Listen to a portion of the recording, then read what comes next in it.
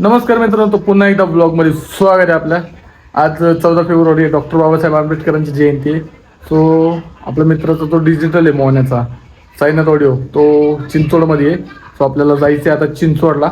बघू, आम्ही दरवर्षी चिंचवडच्या सुपारीला असतोच, कारण त्या सुपारीला लय धिंगाणा करतो आम्ही.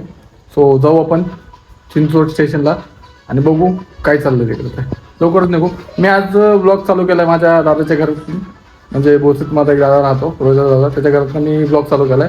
बघू शकता विशाल दादा इथे बसलाय मोबाईल बघत. आणि आता मी जाणार आहे चिंचवडला. गॅसची टाकीचा जो विषय होता तो मी आणून ठेवलेली गॅसची टाकी, आता संपला. आता मी